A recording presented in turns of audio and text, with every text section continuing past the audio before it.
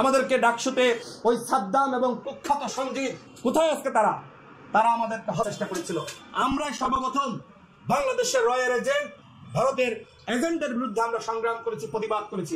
আমরাই সর্বপ্রথম ভারতীয় আগ্রাসনের বিরুদ্ধে বাংলাদেশে সাংগঠনিকভাবে ঘোষণা দেওয়ার মাধ্যমে আমরা কর্মসূচি পালন করেছি। সেই মোদী বিরোধী আন্দোলন আপনারা ভুলে গিয়েছেন। একমাত্র ছাত্র অধিকার পরিষদ এবং যুব অধিকার পরিষদ সর্বপ্রথম রাজপথে নেমেছিল, এর আগে কোনো দল নামে নাই। সুতরাং বাংলাদেশে যে আন্দোলন আগ্রাসনের বিরুদ্ধে শুরু হয়েছে, সেই আন্দোলন আনুষ্ঠানিকভাবে রাজপথে কর্মসূচি পালন করার মাধ্যমে সেটি করেছে গণ অধিকার পরিষদ, ছাত্র অধিকার পরিষদ, শ্রমিক পেশাজীবী অধিকার পরিষদ। চট্টগ্রামে আমাদের সহযোদ্ধাদেরকে সর্বপ্রথম গ্রেপ্তার করা হয়েছিল আগ্রাসনের প্রতিবাদ করার কারণে।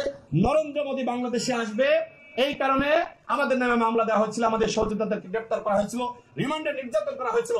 সেই মামলায় এখনো আমার বিরুদ্ধে 2টা ওয়ারেন্ট, মোদীর আগমন বিরোধী আন্দোলন করার কারণে এখনো 2টা ওয়ারেন্ট রয়েছে। আমি এতটুকুই জানি, এটি পরিবর্তন হয়েছে কিনা জানি না। আমাদের আইনজীবী আরশাদ সিদ্দিকী আছেন, আমি যতদূর তথ্য জানি সেই মামলা এখনো পর্যন্ত অন্তর্বর্তীকালীন সরকার প্রত্যাহার করে না। আসিফ নজরুল স্যার, তাকে কি আপনারা চিনেন নাই?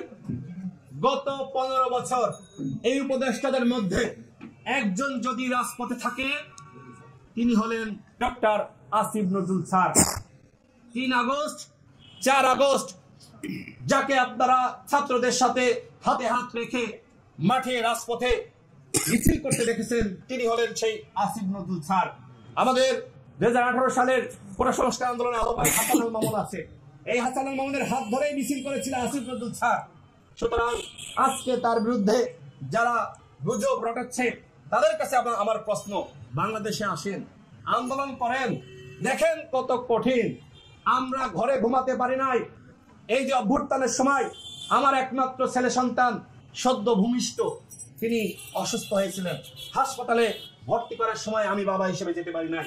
আমাদের কত সংগ্রাম, কত ত্যাগ, এই ত্যাগের সাক্ষী আসিফ নজরুল এবং আসিফ নজরুলের ত্যাগের সাক্ষী গণ অধিকার পরিষদের নেতৃবৃন্দ। আমি নিজে আসিফ নজরুল স্যারের বাসায় গিয়ে আমি শুনেছি গেটের দারোয়ানের কাছ থেকে যে আসিফ স্যার বাসায় থাকেন না, আসিফ স্যার বাসায় থাকতে পারেন না। তিনি তার বক্তব্য স্পষ্ট করেছেন যে তিনি ওই সময় সেনা হেফাজতে ছিলেন নাকি তিনি অন্য একজন শিক্ষকের বাসায় তিনি লুকিয়েছিলেন। আসিফ স্যার নিজেই বলেছেন যে আমরা ঘরে ঘুমাতে পারি নাই। আজকে তার বিরুদ্ধে নানান ধরনের ষড়যন্ত্র শুরু হয়েছে। আমরা মনে করি এই ষড়যন্ত্র অন্তর্বর্তীকালীন সরকারকে অস্থিতিশীল করার ষড়যন্ত্র। আপনারা দেখবেন সব থেকে বেশি আওয়ামী লীগ প্রপাগান্ডা ছড়িয়েছে কার বিরুদ্ধে? আসিফ নজরুলের বিরুদ্ধে। ফেসবুকে দেখেন টাকা ইনভেস্ট করে বুস্ট করে আসিফ নজরুলের বিরুদ্ধে আওয়ামী লীগ প্রপাগান্ডা চালাচ্ছে, অন্য কেউ না, আওয়ামী লীগ করছে। আজকে ওই আওয়ামী লীগের সাথে হাত মিলিয়ে যারা আসিফ নজরুলের বিরুদ্ধে প্রপাগান্ডা চালাবে আমরা মনে করি তারা আওয়ামী লীগের দর্শক। অন্যথায় এরকম একজন বিপ্লবী উপদেষ্টা, একমাত্র বিপ্লবী উপদেষ্টা, আর কোন দ্বিতীয় বিপ্লবী উপদেষ্টা এই অন্তর্বর্তীকালীন সরকারের নাই, ছাত্ররা ব্যতীত একজন আছেন।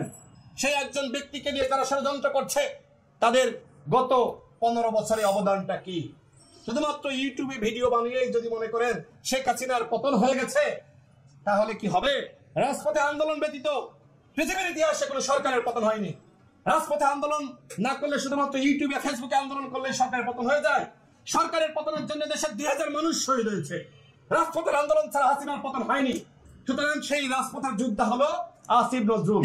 এই রাজপথের বিপ্লবী যোদ্ধার বিরুদ্ধে যারা ষড়যন্ত্র করবে গণ অধিকার পরিষদ তাদের বিরুদ্ধে আন্দোলন সংগ্রাম গড়ে তুলবে।